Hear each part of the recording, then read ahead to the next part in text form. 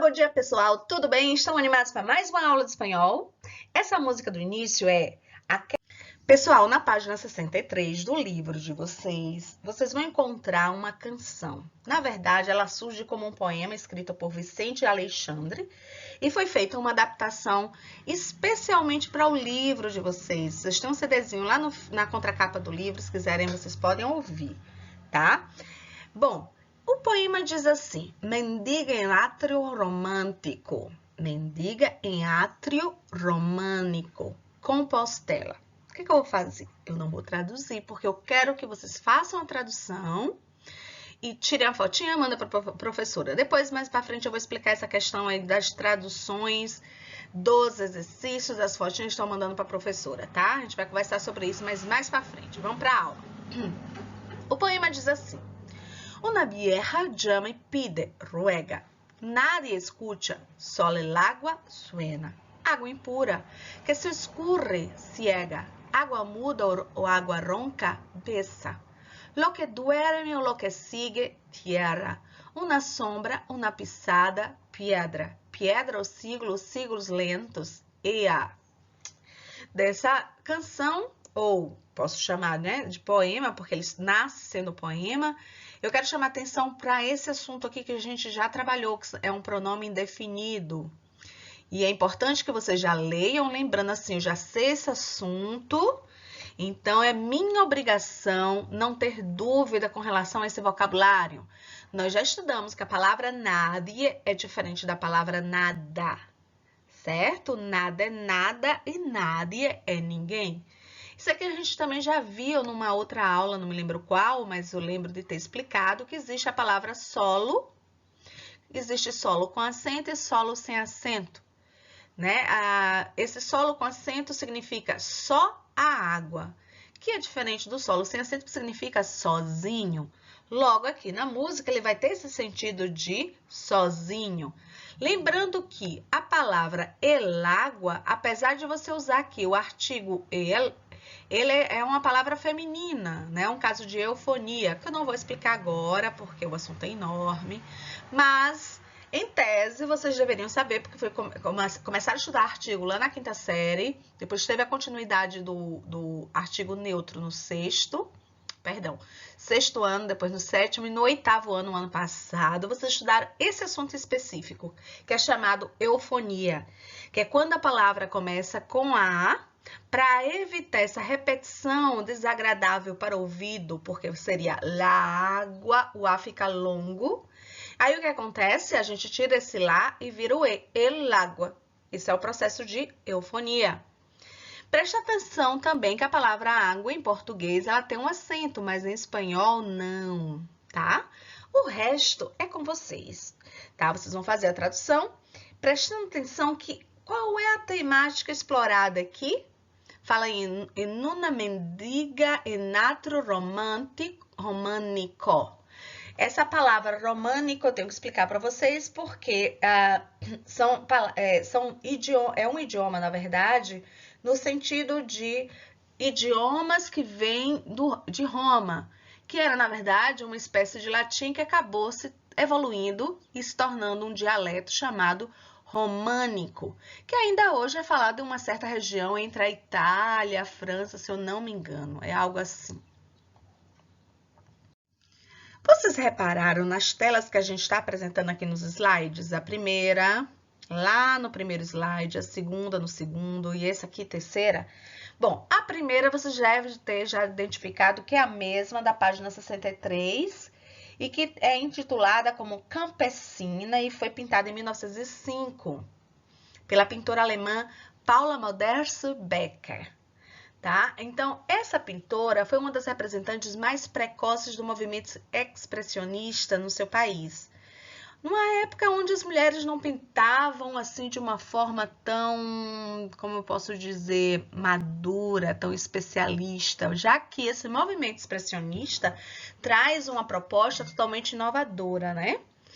Então, essa pintora exerceu a sua arte durante 14 curtos anos, infelizmente, mas que lhe permitiram realizar pelo menos 750 quadros, 13 estampas e milhares de desenhos.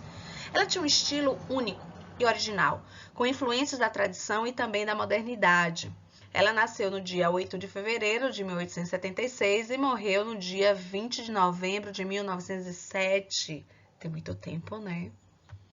Essa é a fotografia de Paula Modersohn Becker. E ela, ao comentar sobre sua pintura, ela dizia assim: a grande simplicidade da forma é algo maravilhoso, é isso que a gente tem que valorizar. Somente coloque a ênfase no que for considerado como a coisa principal. Então, ela entra nesse processo que a gente já comentou aqui do expressionismo, que era uma maneira diferente de pintar para a época. E comenta assim que as pessoas devem ser representadas apenas por superfícies coloridas e também sem a representação de perspectiva. Ela havia pintado quase 750 fotos e feito desenhos ainda mais que só foram descobertos, gente, isso é muito importante, após a sua morte. Pessoal, essa pintora, ela retrata muitas figuras humanas, né? Num período onde os outros pintores estavam mais focados em retratar a natureza. Então, Paula, ela traz várias telas onde vem representando, como eu falei, pessoas, né? Crianças, adolescentes, jovens, de uma forma geral, adultos, mas o principal, assim, um enfoque maior, há uma quantidade maior de telas de idosos.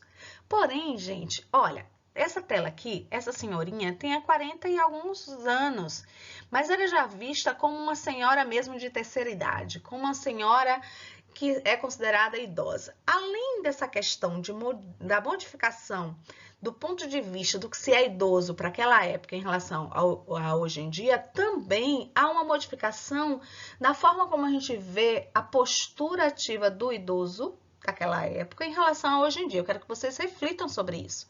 Quem que é velho para vocês hoje em dia? Quem é que você considera idoso? Com quantos anos hoje em dia ele seria considerado idoso? E naquela época, será que isso coincide? Mas, independente da idade, olha só o que a gente tem que pensar.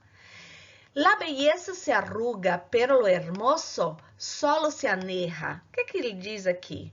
Que a beleza com o tempo, com certeza, não tem... Gente, olha, para qualquer pessoa, tá? De rico a pobre, daqueles que se cuidam, daqueles que não se cuidam, enfim, todo mundo vai envelhecer, isso é um fato, não tem como você se livrar disso. Então, a beleza em si pode esperar, porque vai aparecer o que? As ruguinhas. Porém, apesar destas rugas, o hermoso, que tem o sentido do formoso, que é uma ideia de beleza, mas é uma ideia de beleza no sentido mais, vamos dizer assim, um sentido mais profundo, né? De alma para fora e não de fora para dentro. Ele, cada tempo que passa, mais se anerra. Esse termo anerra é muito utilizado para se falar sobre o envelhecimento do vinho, que quanto mais tempo se passa, mais saboroso fica o vinho. Então, ele diz assim, a beleza ela vai com certeza se enrugar. Porém, o formoso, a ideia de belo que vem de dentro para fora, cada vez vai se aprimorar. Como eu falei, a pintora retrata várias figuras, em especial ela dá um enfoque ao idoso. Só que a ideia de idoso que ela tinha na época é diferente do que a gente tem hoje em dia. Olha aqui, nessa reportagem a gente vê, olha, 1º de janeiro, parece, né, de 1904, e ela morre, a pintora, ela morre em 1907, ou seja, é da época dela. Então, o que eu quero com isso? Que vocês observem que muda-se a ideia do físico de um idoso daquela época, ou seja, 100 anos, mais ou menos 100 anos atrás, para o que é o idoso hoje em dia. Olha a reportagem. Ônibus entrou na casa humilde e foi apanhar a velhinha de 42 anos. Então, uma pessoa de 42 anos, naquela época, mais de 100 anos atrás, era considerada velhinha, assim exatamente como a pintora retratou aquela senhorinha que eu terminei de mostrar para vocês. E, em contraponto, eu quero que vocês observem essa atriz, né, Cristiane Torlone, que nessa foto ela tinha aproximadamente 60 anos de idade. Hoje eu acho que ela tem 63, né, parece, quase, eu tenho quase certeza que ela tem 63 anos. E a mãe dela, aqui nessa foto, ela tinha 50 anos, ou seja, 10 anos mais jovem do que a filha. né? Quando ela tirou essa foto. Então, Cristiane Torlone hoje ela tem 63, na época da foto acho que tinham 60 ou quase 60, e a mãe com 50 anos já parece muito mais velha do que a própria filha.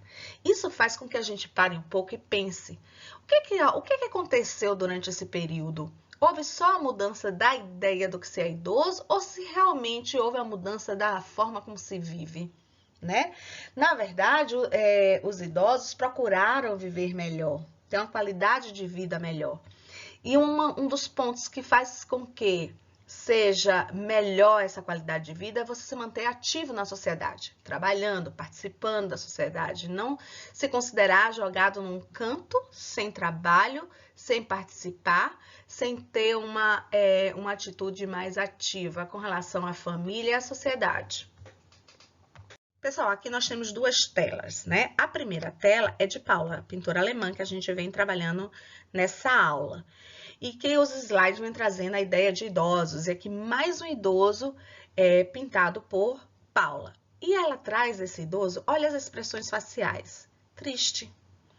Como se tivesse assim perdido lugar na sociedade, como se não tivesse mais nada para fazer, só esperando a vida passar. E as cores, observaram as cores que ela utiliza em todas as suas telas, sempre cores assim, tipo preto, ou um branco encardido, ou um cinza.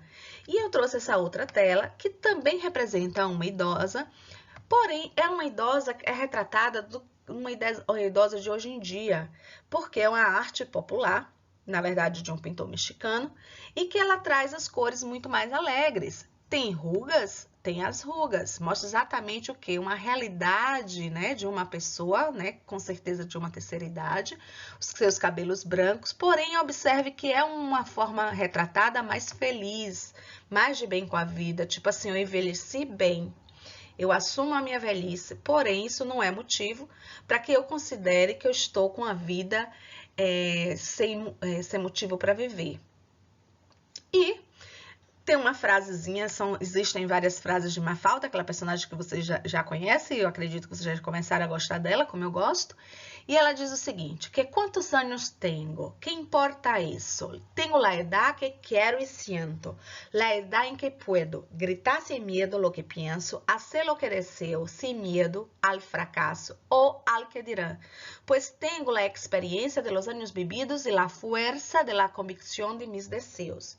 Que importa se cumplo 40, 50 ou 70? Pues lo que importa es la edad que siento. Massa, né? O que são conjunções? Conjunções são palavrinhas que servem para unir duas palavras dentro da mesma oração, né? São palavras invariáveis, por exemplo, nós temos aqui Jorge e Guillermo são amigos. Esse I é uma palavrinha que tem a função de ligar o Jorge ao Guillermo. A gente também chama as conjunções de conectivo, porque conecta. Tá vendo aqui? Tu e yo está conectado pelo Y. Esse Y, que tem esse som de I, ele é uma conjunção. Acontece aqui também, ó. Elija azul, rosa, elige azul, rosa ou verde. Então, está ligando a palavra rosa ou verde. E qual é o conectivo? O O. Me gusta mucho la pasta, pero no tanto como la ensalada. Aqui nós temos a primeira oração. E aqui nós temos a segunda oração. E nós temos o conectivo, que tem a função de ligar as duas ideias, né? Conectar as duas ideias. As conjunções, elas se dividem em dois tipos. Existem as conjunções que são coordinantes, que são as coordenativas, e subordinantes, que são as subordinativas, né? As subordinativas são aquelas que unem duas orações, uma oração que está presa a uma oração principal. Então, a oração subordinada depende da oração principal para ter o sentido. E as coordenantes não, elas são independentes. Então, nós temos as adversativas, as copulativas, as distributivas, as disjuntivas e explicativas. Olha só, apesar de eu estar explicando como são classificadas, eu não vou cobrar assim na avaliação de vocês, tá? Tô dando porque não custa a gente aprender um pouquinho mais, né? Isso eu acredito que o professor de gramática vai pedir e não é diferente do português. O que que eu quero? Eu quero que vocês entendam a utilização da conjunção e o significado de cada uma. Então, o mais importante é saber que pero significa mas ou porém, que o mas sem o acento, quer dizer, o porém, o mas, porque existe o mais com acento, significa mais, ideia de adição. O sim é uma ideia de sem isso, ou seja, também trabalha com a ideia adversativa. E sin embargo, quer dizer, no entanto. Entenderam? Pero, mas, sin embargo. Porém, mas e no entanto. São ideias adversativas. O que é uma ideia adversativa? Uma ideia contrária à ideia anterior. Então, o importante é entender isso e não decorar quais são as conjunções adversativas. Pero, mas, sin embargo. Não. Copulativas, a palavra é um pouco diferente do português, mas a ideia é a mesma. O que é copulativa? A ideia de soma. Seria equivalente às conjunções que são aditivas em português. O Y, o E. Esse Y e E, que é o nosso I, é a mesma coisa. Eu vou explicar melhor no próximo slide, tá? O ni, que é nem, e o que. O que ela, às vezes, pode ser utilizado como um pronome relativo, mas a gente não vai entrar nesse porém hoje, tá? Hoje, peguem só como ideia de conjunção e pronto, por enquanto. Distributiva, este ou aquele, já, bien, cerca, lejos. Cerca é perto, lejos é longe. Quando você diz assim, escolha ou este ou aquele, já bien, já mal, bien hace ou bien estudia, ou cerca ou lejos, então distribui, é uma distribuição, é uma alternativa. Disjuntiva, ou. Pronto. Isso aqui é nosso assunto de hoje, tá? Tanto o Y com o E, como o O, que é o assunto de hoje. Olha, o O significa ou, o U significa ou também, mas eu vou explicar melhor também nos próximos slides, daqui a pouquinho. Ora hace frio, ora hace calor. Ou bien hablas, ou bien come. Entenderam como a gente pode usar as disjuntivas? Uma ideia também alternativa. Explicativa, isto é. Ou seja. Es decir, quer dizer. E as subordinantes, ou seja, subordinadas, a gente vai usar as condicionais, que traz a ideia de condição, se, como, a menos que. Causales traz a ideia de causa, porque, pues. Consecutivas, que traz o resultado, as consequências, por lo tanto. Quero chamar a atenção aqui, ó. Assuntinho. Com certeza, isso aqui vai estar na minha avaliação. O portanto em português é uma palavra só. Porém, em espanhol, nós temos 3 palavras para dizer somente portanto. Po é uma palavra, lo é outra palavra, tanto é outra palavra. Então, a gente usa as 3 palavras juntas para dizer somente portanto. Outra coisa, luego não significa logo. Luego significa depois. Assim que, importante, quando você vai usar esse logo, apesar de significar depois, quando você vai usar como conjunção, vai ter o sentido assim, logo. Mas não faça isso logo no sentido de ser rápido, mas no sentido de conclusão. Ele estudou muito, logo aprendeu todos os assuntos. Esse sentido de logo é o sentido de conclusão, não é o sentido de até logo, entenderam? Por conseguinte, é a ideia de portanto. Concessiva. Concessiva é quando você não faz certas coisas, de repente você abre uma exceção. Daí o sentido da palavra concessiva. O A1, que significa ainda que, si bien. Finales é uma ideia de finalidade, para, a fim de que. Comparativa, comparação, tal como, mas que, modales, de modo, como has comido mucho, é certo que não vai adelgaçar. Como você comeu muito, é certo que você não vai emagrecer. Según, Presta atenção nesse segundo, porque esse segundo é diferente do outro segundo. O outro segundo significa o quê? Um numeral. Primeiro, segundo, terceiro. Esse segundo só existe essa forma. E esta forma, ela vai ser sempre uma conjunção. Segundo Pedro, va a llover mañana. Segundo Pedro, vai chover amanhã. De tiempo, quando, después, de lugar, donde. Como eu disse, apesar de eu trazer a definição de conjunção, a sua classificação e a noção trazendo o apanhado das principais conjunções, o assunto de hoje, na verdade, é o uso da conjunção Y. Primeiro ponto. O Y é um conectivo que traz essa ideia copulativa, porque junta, aditiva, né? Porque soma, e aí ele tem esse sentido do nosso I, que a gente escreve mas o som é I, que... la Y quando va sola entre duas palavras suena como la vocal li. Ou seja, o Y quando vem sozinha entre duas palavras, ele tem um som da vogal I, certo? É diferente do jo, perceberam? Mas eu vou explicar melhor isso mais pra frente. Mas vejam, como é que eu vou usar esse Y conectivo? Ele tem a função de ligar as duas palavras, ele faz a conexão dessas duas palavras. Então, eu digo mango e pera. Olha o Y. O Y tem o som de I. Mono e mona. Perro e gato. Sal e pepe. Sol e luna. Pera e sandia. Para quem não lembra que é sandia, é melancia. Sapo e rana. Pipo e pepe. Essa é a ideia básica. Agora a gente vai ver as diferenças. Pessoal, a gente viu no slide anterior a regra geral do Y, né? Então, quando a gente traz uma ideia de soma de duas palavras, a gente vai sempre usar o Y. Porém, olha essa palavra sempre. Nessa palavra sempre há particularidades, ou seja, há situações em que vai haver uma exceção nessa regra geral. Repetindo, quando eu quero trazer essa ideia de I, no sentido conectivo de I, como é em português, eu vou usar o Y. Porém, existem particularidades, porém, existem exceções nessa regra geral. Vamos ver quais são? Vejam. A conjunção Y, que é uma coordenante e, por sua vez, é copulativa. Lembra que eu expliquei o que é copulativa? A ideia de adição, aditiva. Então, é igual ao nosso a gente vai usar o Y e o li. Então, a gente usa esses três nesse sentido copulativo, de somar ideias. E, I e ni.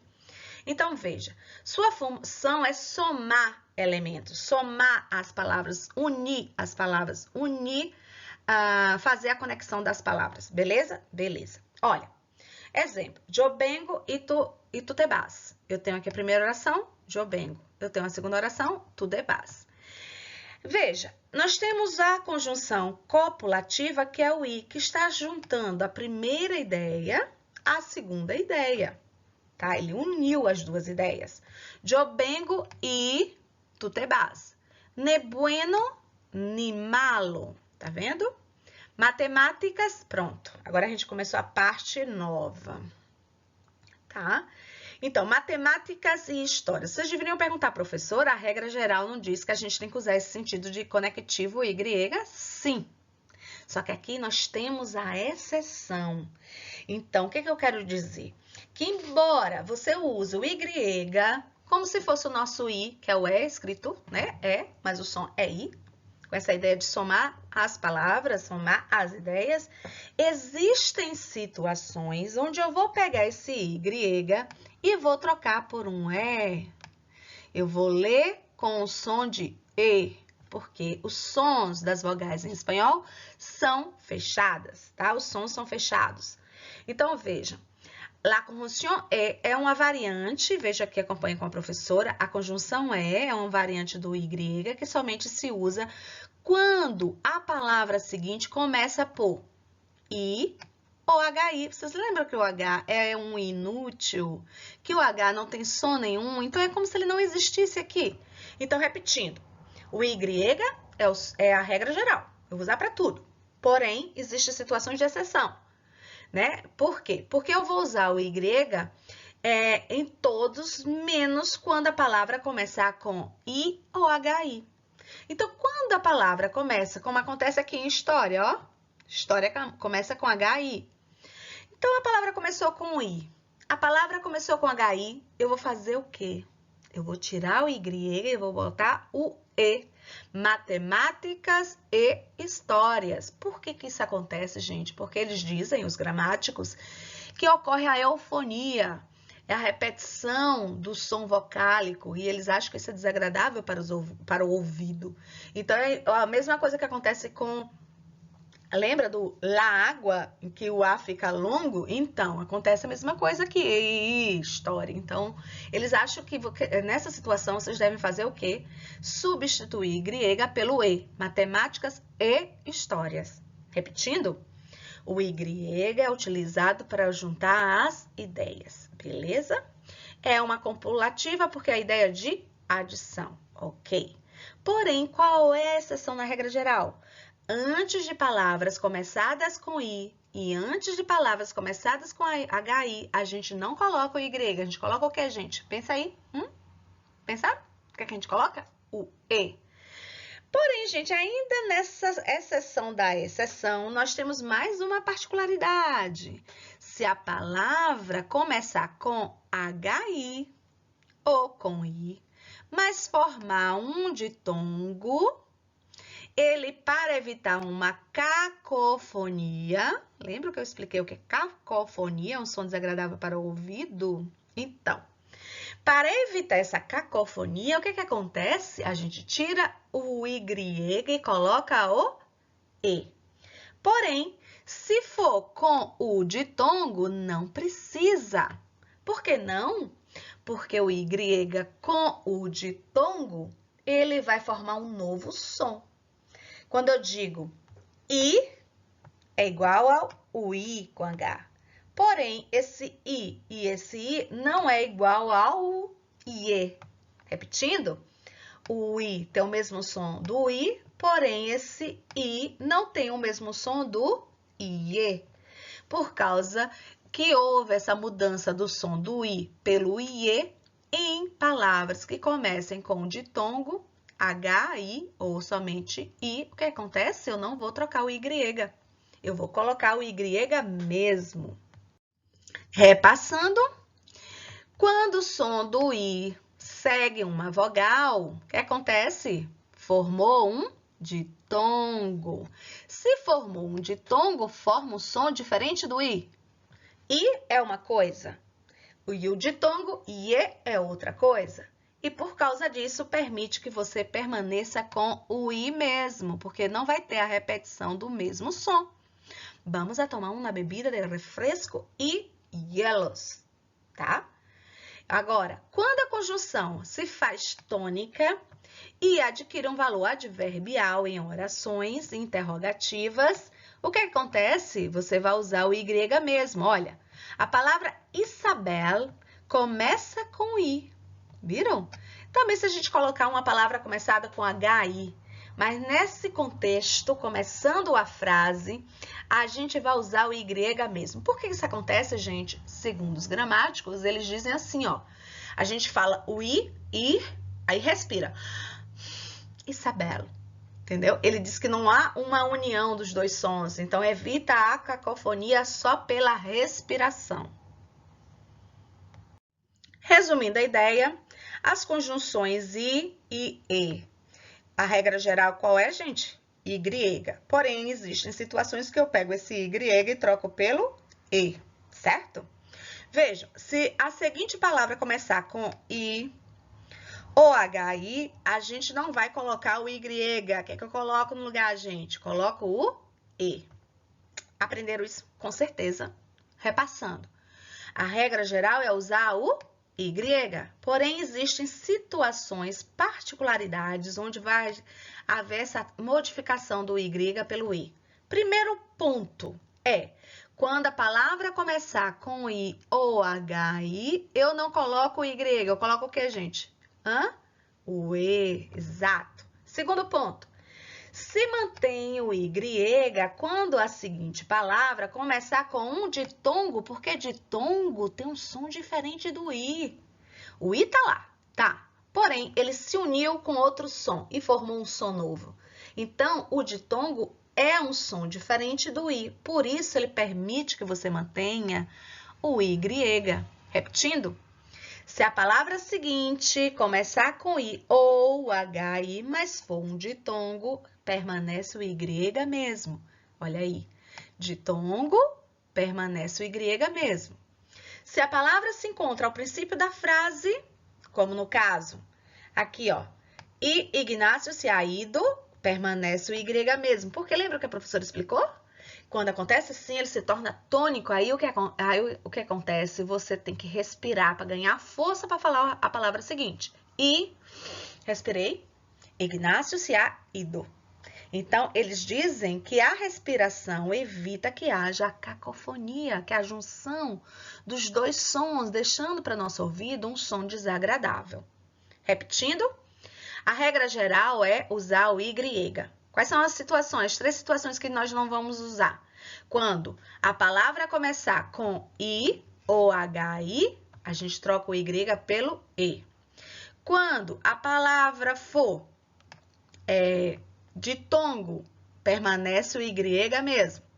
E quando começar com I ou HI, está no início da frase, ele ganha uma tonicidade, fazendo com que a gente respire.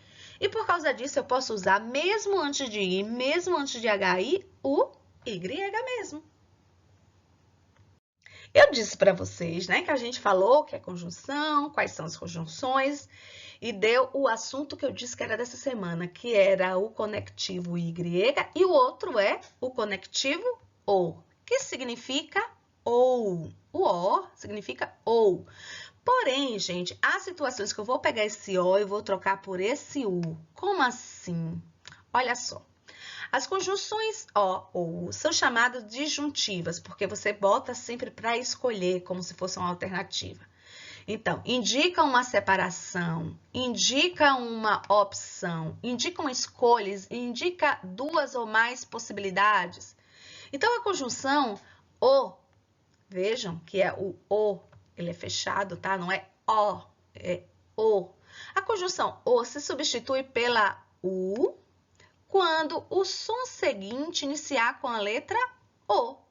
Para evitar a mesma situação do Y, gente, a cacofonia, onde repete o som e ele fica desagradável para o ouvido.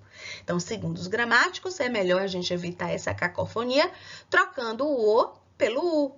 Quando? Quando a palavra começar com O ou HO. Veja, te gusta el pie ou el pastel? Veja, o O é a regra geral, crianças. Vocês vão usar o O para tudo, para tudo. O significa o quê? Ou, tá? Então, aqui a palavra seguinte começa com E, não começa com O, não começa com HO. Então, é O mesmo. Porém, olha aqui nessa frase embaixo. Había 7 o 8 postres en el restaurante.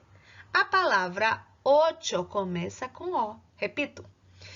A regra geral é o O. Porém, se a palavra seguinte começar com O, OH, O, o que eu faço? Tiro o O e coloco o U.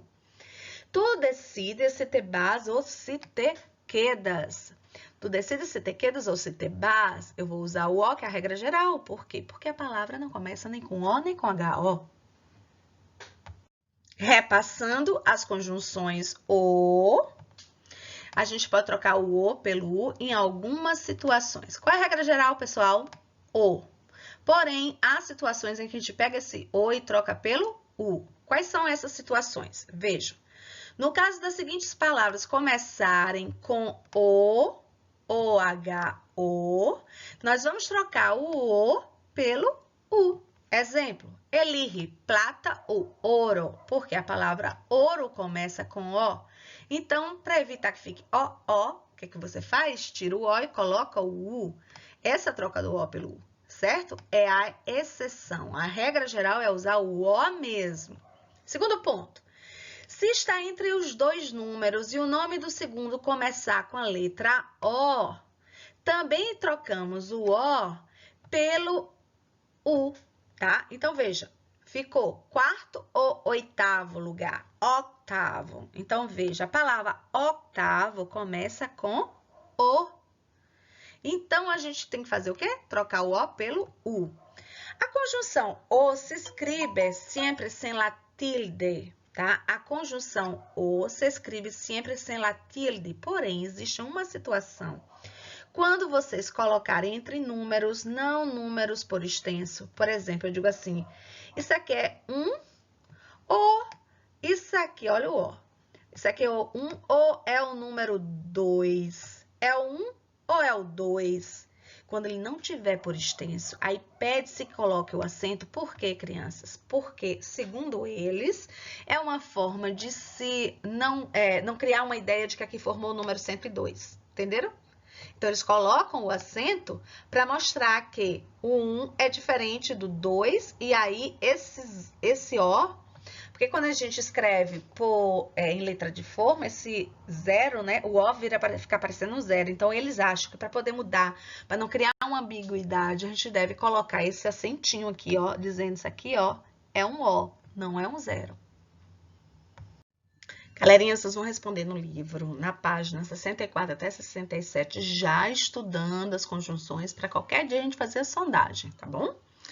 E não esquecer a tradução na página 63 daquele poeminha que vira canção. Vocês podem ouvir várias vezes a música que vai ser legal.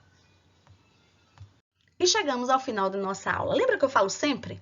Se inscrever é como se estivesse fazendo parte da minha caderneta. Comentar é como se estivesse respondendo a chamada. Por isso, eu vou dar os parabéns a alguns alunos, porque eles são os mais fiéis quando eu falo em comentário, quando eu falo em acompanhar a aula e quando eu falo em mandar as fotinhas das atividades. Tá? Então, Ana Luísa, Maria Beatriz, Salatiel, Thalita, Gabriel Araújo, Raíssa, Kaique, Davitinel, Maria Luísa, Thaísa, Alexa, Felipe e Gabriela. Beijos e abraços saudosos da Pro. Até semana que vem.